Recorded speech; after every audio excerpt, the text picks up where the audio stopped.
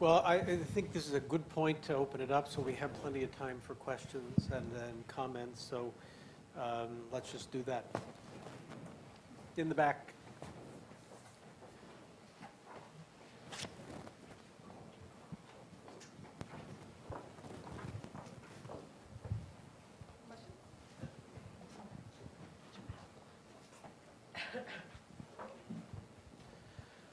Oof.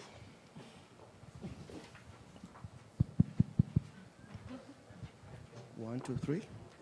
Okay, so my name is Ariel Rojas. I'm the president and founder of Trans-Diaspora Network, a nonprofit organization working in Brooklyn. And I'm a Columbia alumni as well.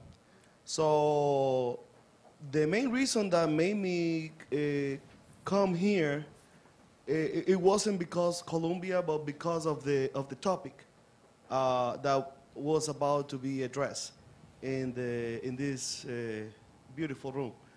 And I have the two experiences of being at Columbia as a student and also being in the community as a learner. And I found at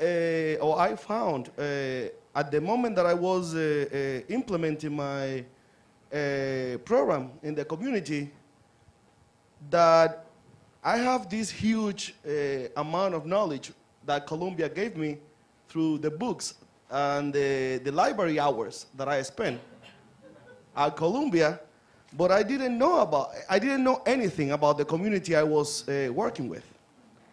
And if everybody here knows, Brooklyn is a very, very diverse social environment with a lot of cultures, mixing to each other. And my question is how Columbia can give the students a little more space to really interact with the community, because the coursework that we have right now is so intense about reading and about going to class that we don't have time to stop and really, descend the stairs of Columbia into the community. And we get really good grades, A plus, B plus, but when we go to the community, we get an F. And when community people see a Columbia alumni, they say, oh, here we go. The little boy that want to change the world. But we are completely disqualified because Columbia didn't give us the time, at least a day, to go to the community and learn from them. Okay, that's great. Thank you. Sorry, I didn't mean to it's all right. but you are an excellent president, and I'm, I really admire what you have been done. Go ahead, continue.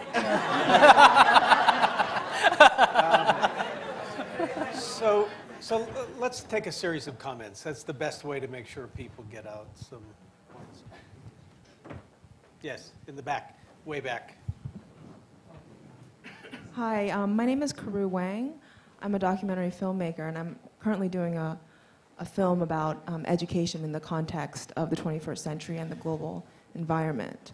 And actually, going off your comment, you mentioned a little bit about the achievement gap. And I've been educated in America as well as in Japan and Taiwan. And recently, there's a lot of conversation around how are we going to compete with these Asian kids who are, they're taking our jobs, they're testing much higher than us, and there's so many of them, right? Which is an issue. And so what I've been seeing in my research is this obsession to close the achievement gap. How do we get our kids to test as well as the kids in Asia? But having been educated in Asia as well, there's conversation about how do you close the creativity gap, and this goes with your comment about less cramming and more community building, figuring out who you are and how you can be a contribution.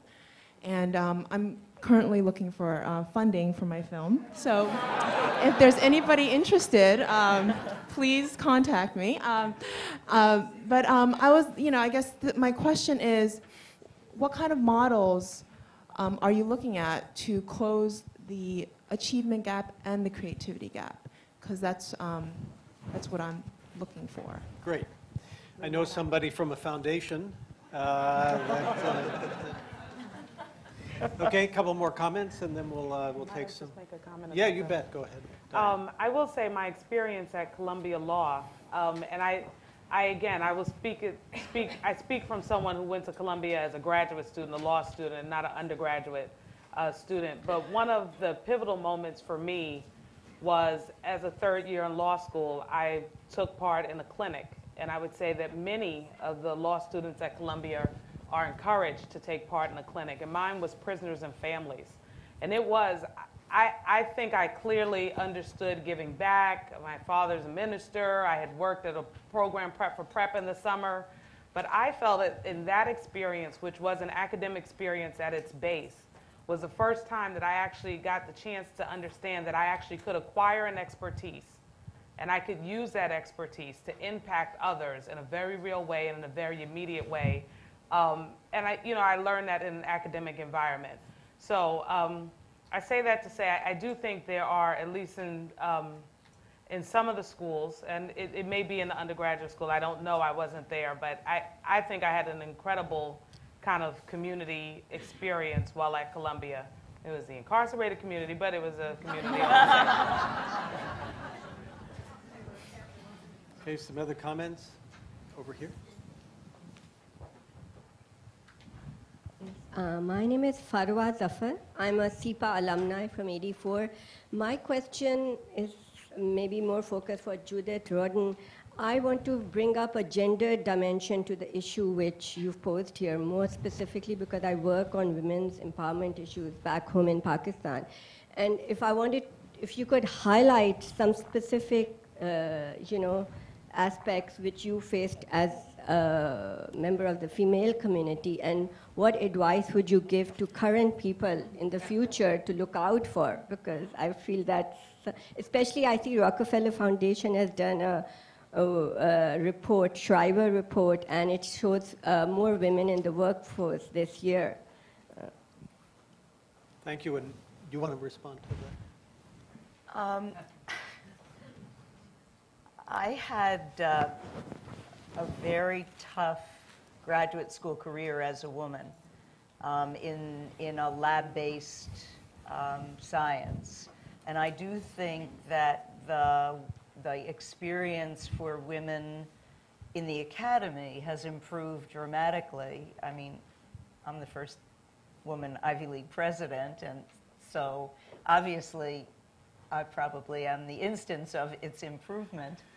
But I do think, and what was interesting in the Shriver report was the fact that even in the United States, where we've made such remarkable advances, women are still earning 77 cents on the dollar, equating education and job training.